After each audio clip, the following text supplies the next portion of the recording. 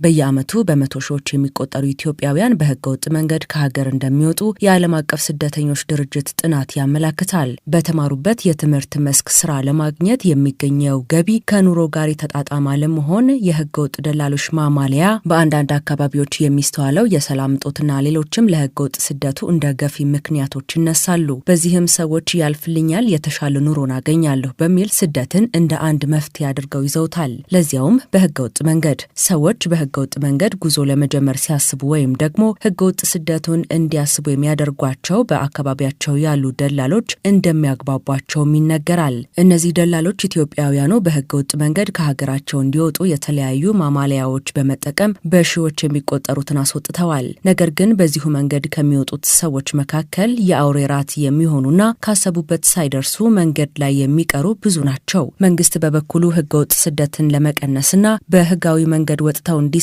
ማድረግ ከጀመረ ዓመታት አስቆጥሯል። በዚህም ከውጭ ሀገራት ጋር ውል በማሰር በተለያዩ የስራ መስኮች የሰው ኃይል የሚያቀርበው የስራና ክህሎት ሚኒስቴር በመቶ ሺዎች የሚቆጠሩ ኢትዮጵያውያንን በተለይ ደግሞ ወደ አረብ ሀገራት ልኳል።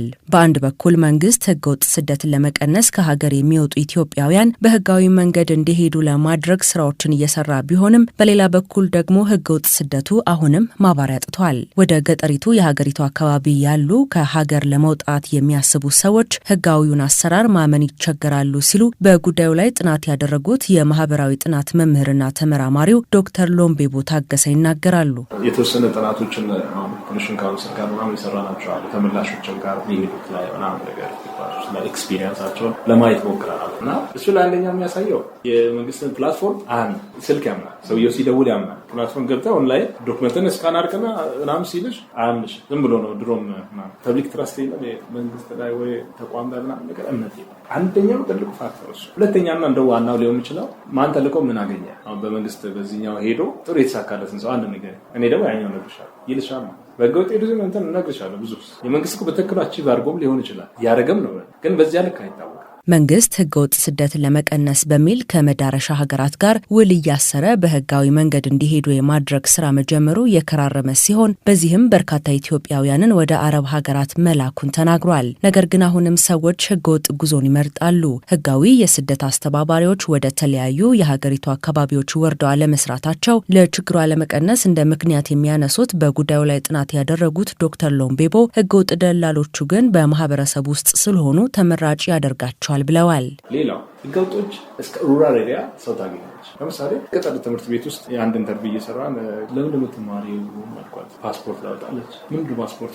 አረብ የሚሄድበት ነው አለች። እንዴት አወቅሽ? እህት ሄዳለች አለች። እህትሽ ከየት አወቀች? ጋሽ እንትና ልጅ እኮ ሄዳለች። ጋሽ እንትና ማናቸው? አጎቴ ልጅ ነች። እሷ ሄዳለች እኮ። እሷ አሁን በሬ ገዝታለች፣ በግ ገዝታለች። ሰባተኛ ክፍል ልጅ ስምንተኛ የምትደርሰው ለፓስፖርት በቃ። ከዛ ቤት የምትሄጂው ሰዎች አሉ። ናሬሽኑን እና ትረስት ይደረጋሉ ሰዎቹ። አሁን የቀበሌ እንትን ኃላፊ ትረስት ይደረጋል። የቤተክርስቲያናችን እንትና ምናምን ትረስት ይደረጋል። ለዚህ በእነሱ በኩልም ጭምር ነው። ስለዚህ ሁሉም ኢንቮልቭ ያደርጋል። ለምንድን ነው የማይታመነው? ይታመናል። ተዘጋጅ ብቻ ነው። ስልክሽን እየጠበቅሽ ልብስሽን እያጠብሽ መዘጋጅ ብቻ ነው። ፓስፖርት አልቆ ይመጣልሽ።